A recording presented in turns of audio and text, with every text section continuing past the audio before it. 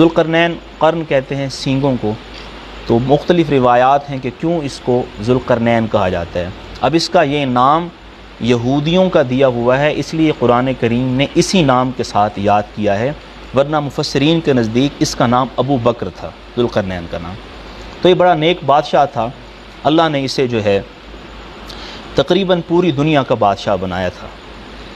قرآن کریم میں سورہ کہف کے آخر میں جو اس کا تذکرہ آتا ہے اس میں یہ ہے کہ اس نے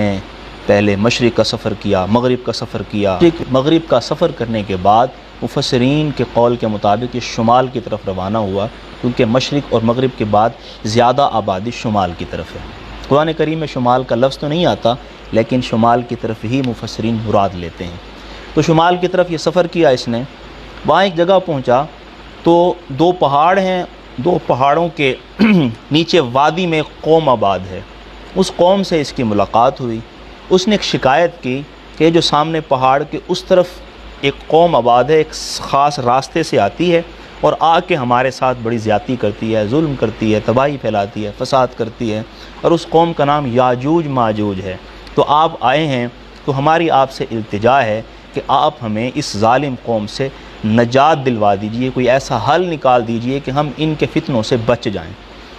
تو ذوالقرنین اور انہوں نے آفر بھی کی کہ ہم آپ کو چندہ بھی کر کے دینے کے لیے تیار ہیں، جو ہم سے ہو سکا ہم آپ کا تعاون کریں گے، آپ ہمیں اس سے نجات دلوا دیں۔ تو ذوالقرنین نے کہا کہ بھئی مجھے آپ کے پیسے کی ضرورت کوئی نہیں ہے، افرادی قوت کی ضرورت ہے، آپ ایسا کریں کہ میں آپ کو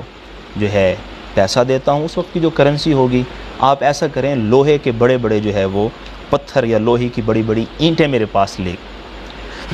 وہ لے آئے، جس طرح بھی اسباب مہیا اس دور میں ہوئے ہوں گے۔ تو جو دو پہاڑوں کے درمیان میں راستہ تھا، تو ذوالقرنین نے اس راستے میں لوہے کی دیوار چنوا دی۔ جب دیوار پوری کھڑی ہو گئی، اتنی بڑی ہو گئی کہ اب وہاں سے ان کا آنا ناممکن ہو گیا،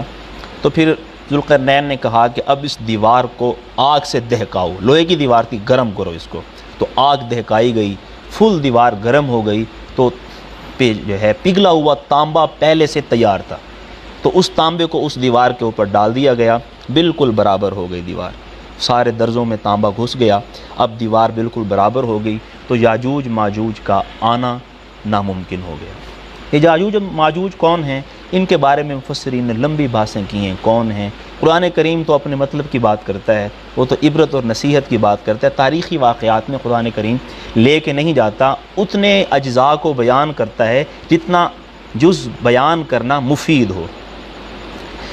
تو مفسرین کہتے ہیں کہ حضرت نوح علیہ السلام کے بیٹے حضرت یافس کی اولاد سے یہ قوم ہے، یاجوج ماجوج۔ اور بعض کا تو یہ قول بھی ہے کہ یہ والد کی طرف سے تو حضرت آدم علیہ السلام کے ساتھ ان کا نسب ملتا ہے، والدہ کی طرف سے یہ جن ہیں، یعنی اس کا جو ہے ان کا جو جد امجد ہے اس کی جو بیوی تھی وہ جن میں سے تھی۔ اور بعض یہ بھی کہتے ہیں کہ دجال بھی اسی قوم سے ہوگا، دجال کے بارے میں بھی یہ اقوال آتے ہیں کہ اس کی ماں جو تھی وہ جن ہے اور اس کا باپ انسان ہے، تو جن اور انسان کے ملاپ سے یہ بھی رائے ہے، حتمی بات نہیں ہے۔ تو یہ قوم تو پھر یہ بند ہو گئی، اب قیامت کے قریب اس قوم کا جو ہے وہ خروج ہوگا۔ اب قیامت کے قریب بہت سے واقعات خرق عادت کے طور پہ ہوں گے، ان واقعات میں جو ہے مفسرین نے تفصیل اور ترتیب لکھی ہے کہ سب سے پہلے حضرت مہدی علیہ السلام کا ظہور ہوگا، اس کے بعد دجال کا فتنہ آئے گا، دجال ظاہر ہوگا، اس کا خروج ہوگا، 1 سال تک زمین میں رہے گا۔ یہ بالکل گویا کہ جو دنیا کی مادیت ہے، اس مادیت کا اینڈ ہوگا، بالکل اس کی جو ہے وہ گویا کہ اختتام اور اکمل مادیت ہوگی۔ مادہ کہتے ہیں جو کچھ اللہ تعالیٰ نے اس زمین کے اندر طاقتیں رکھ چھوڑی ہیں، سب کو مادہ کہتے ہیں۔ وہ اسباب جو ہے مال و دولت کی صورت میں ہوں، وہ اشیاء کے اندر جو اللہ نے طاقتیں رکھی ہیں، سائنس ہے، ٹیکنالوجی اللہ نے رکھی ہے، یہ جو علوم ہیں دنیا کے، فزکس ہے، کیمسٹری ہے، بایو ہے، یہ سارے علوم یہ مادے میں شمار ہوتے ہیں جو اللہ نے طاقتیں رکھ چھوڑی ہیں۔ اسی طرح جو جادو ہے، ٹونے ہیں، یہ بھی مادے میں شمار ہوتے ہیں۔ تو مادے کی ساری طاقتیں دجال کے پاس ہوں گی، جادو بھی اس کے پاس ہوگا، سائنس بھی اس کے پاس ہوگی، پیسہ بھی اس کے پاس ہوگا، یہ ساری چیزیں جو دنیا کے اندر اللہ نے رکھ چھوڑی ہیں، طاقتیں، ساری طاقتیں اس کے پاس ہوں گی، سب کا میڈیا بھی اس کے پاس ہوگا، پروپیگنڈا بھی اس کے پاس ہوگا، لوگ بھی اس کے پاس ہوں گے، سیٹلائٹ، یہ سارا نظام جو دنیا کے اندر اللہ نے انسان کی آزمائش کے لیے رکھ چھوڑا ہے، وہ سارے کا سارا نظام اس کے پاس ہوگا۔ یہ آخری جنگ ہوگی روحانیت کی اور مادیت کی۔ اب اس کے مقابلے میں حضرت عیسیٰ علیہ السلام پھر تشریف لائیں گے آسمان سے، زندہ اٹھا لیے گئے تھے، ہم سب کا ایمان اور عقیدہ ہے کہ زندہ اٹھا لیے گئے تھے، قیامت کے قریب ان کا ظہور ہوگا۔ اور یہ بھی روایات میں آتا ہے کہ اماں مریم، کیونکہ ان کے بیٹے ہیں، ان کا نکاح تو نہیں ہوا، تو اللہ رب العزت جنت میں حضرت مریم کا آقا دو عالم صلی اللہ علیہ وسلم سے نکاح فرمائیں گے، گویا کہ آقا دو عالم کے روحانی بیٹے ہیں۔ جب آپ علیہ السلام نے دجال کے بارے میں بتایا تھا کہ دجال آئے گا، صحابہ کو جب دجال کے سنایا کہ دجال یوں ہوگا، اس کی یہ نشانی ہوگی، تو صحابہ بڑے پریشان ہوئے۔ آقا نے پوچھا کہ کیوں پریشان ہو؟ کہا یا رسول اللہ، آپ نے جو نشانیاں بتائی ہیں ہمیں تو یوں معلوم ہوتا جیسے اس کھجوروں کے جھنڈ سے ابھی نکل کے آ جائے گا۔ تو آپ نے فرمایا کہ اگر میری زندگی میں آ گیا تو میں کافی ہوں اسے، اگر میرے بعد آیا تو پھر تم سورہ کہف پڑھنا، جو سورہ کہف کی ابتدائی آیات پڑھے گا، اللہ رب العزت اسے دجال کے فتنے سے محفوظ فرما دیں گے۔ اور آخر میں عیسیٰ علیہ السلام آئیں گے، غالباً حدیث کا حصہ ہے کہ علماء فرماتے ہیں۔ تو اب دجال آئے گا، دجال کا خروج ہوگا، 1 سال تک وہ زمین میں رہے گا، اس کے پاس ساری طاقتیں ہوں گی، بادل اس کے پاس ہوں گے، زمین اس کے پاس ہوگی، جادو اس کے پاس ہوگا، جنات شیاطین اس کے جو ہے قبضے میں ہوں گے، اس مسخر ہوں گے۔ اب اس کے پاس یہ طاقتیں ہوں گی، جو اس کی بات مانے گا اس کے لیے وہ بادل کو حکم دے گا، وہ بارش برسائے گا، اور زمین غلے اگائے گی، فصلیں ہوں گی، اس کے لیے خوشحالی ہوگی، ظاہر جنت بھی اس کے پاس ہوگی۔ اور جو اس کی بات نہیں مانے گا اس کے لیے وہ جو ہے قحط سالی کر دے گا، زمین فصلیں اگانا بند کر دے گی، بارشیں ہونا بند ہو جائیں گی، گویا کہ دنیا کے اندر جنت جہنم کے نمونے اس کے ساتھ ساتھ چلیں گے۔ آج یہ باتیں بالکل واضح ہو رہی ہیں، آج جو ہے مصنوعی بارشیں بھی ہو رہی ہیں، بادلوں کو بھی آگے پیچھے کیا جا رہا ہے، بادلوں کے نظام کو بھی مؤخر کرنے کی تجربے کامیاب ہو گئے ہیں، موسموں کے تغیرات بھی انسان کے اختیار میں آ گئے ہیں۔ اب جو موسم تبدیل ہوا ہے اس کے بارے میں بھی بعض لوگ کہہ رہے ہیں کہ یہ جو ہے سائنسدانوں نے یہ ایک تجربہ کیا، اس وجہ سے اس مرتبہ موسم میں تغیر آیا ہے۔ تو اب انسان کے پاس اتنی طاقت آ گئی ہے کہ وہ موسموں کو متغیر کر سکتا ہے، یا اللہ نے طاقت دی ہے انسان کو، یہ پہلے سے طے ہے۔ تو یہ اس طرح کرے گا، اور بعضوں کو مارے گا اور زندہ کر دے گا، اور قبروں سے مردے اٹھا دے گا۔ تو علماء فرماتے ہیں وہ مردے نہیں ہوں گے، اصل مردے نہیں ہوں گے، شیاطین ان کی صورت میں اٹھ کے باہر آ جائیں گے اور کہے گا دیکھو تیرا باپ ہے، میں نے زندہ کر دیا، یہی خدا کی صفات ہے، میرے اندر ساری پائی جاتی ہیں۔ تو اس طرح جو ہے وہ لوگوں کو دھوکہ دے گا اور لوگوں کو گمراہ کرے گا، اور بڑی تعداد میں لوگ اس کے اس فتنے میں آ جائیں گے۔ اور دوسرا اس کا بڑا فتنہ ہوگا بھوک کا فتنہ، اور جو اس کی بات نہیں مانے گا اس کے لیے وہ رزق بند کر دے گا، ظاہری اسباب بند ہو جائیں گے، بھوک پیاس کی وجہ سے بھی بعض لوگ اس کی طرف مائل ہو جائیں گے۔ تو آقا دو عالم صلی اللہ علیہ وسلم نے دجال کے فتنے سے پناہ مانگنے کا حکم دیا ہے کہ دجال کے فتنے سے پناہ مانگو۔ اور سورہ کہف جس کے بارے میں اب ہم بات کر رہے ہیں، جس کا خلاصہ بیان کر رہے ہیں، یہ بہترین اکسیر ہے دجال کے فتنے کے لیے۔ اور فرمایا جو ہر جمعہ کو اس کی تلاوت کیا کرے گا اللہ رب العزت اس کو دجال کے فتنے سے محفوظ فرمائیں گے۔ ابھی آئے گا، اس کا ایک دن، پہلا دن اس کا 1 سال کا ہوگا۔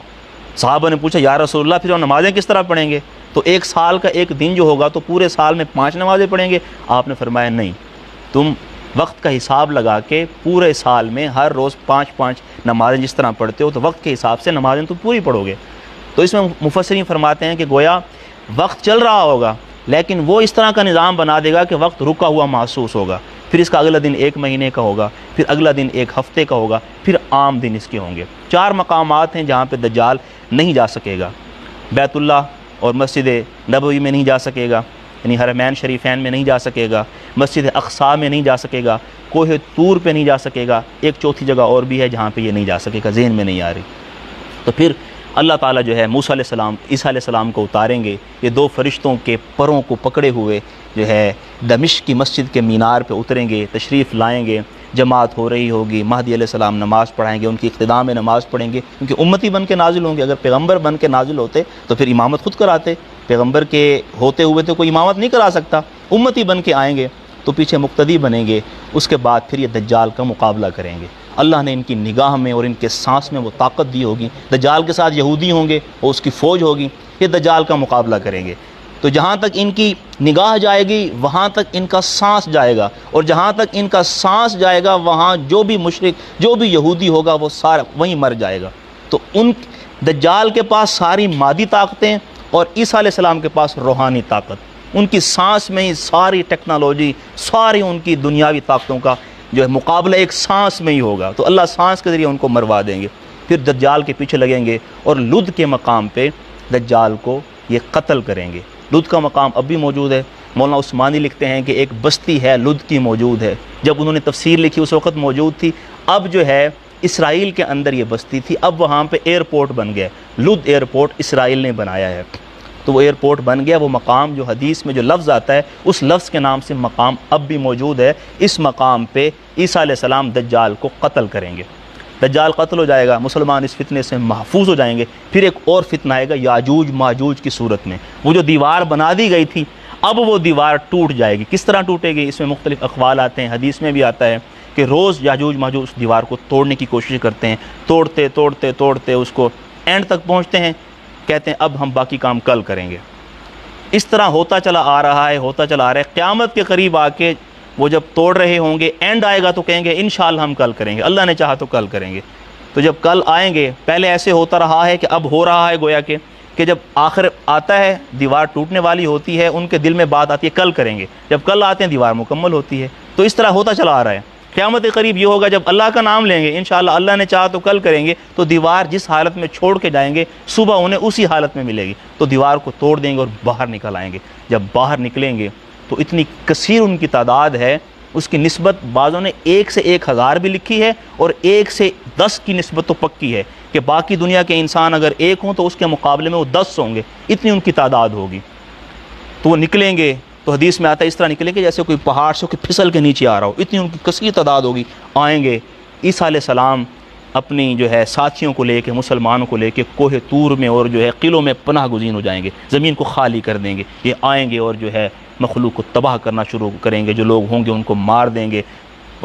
پانی سارا پی جائیں گے اور بالکل جو ہے صفایا کر دیں گے، کوئی بھی انہیں انسان نہیں ملے گا۔ جب کوئی نہیں ملے گا تو اب کہیں گے ہم نے زمین کی ساری مخلوقات کا صفایا کر دیا، اب ہم آسمان کی مخلوقات کا صفایا کرتے ہیں، ان سے لڑتے ہیں۔ تو پھر یہ تیر چلائیں گے آسمان کی طرف، تو اللہ اپنی قدرت سے ان تیروں کو خون آلود کر کے نیچے بھیجیں گے، یہ خوش ہو جائیں گے کہ بھئی ہم نے آسمان کی مخلوقات کو بھی مار دیا۔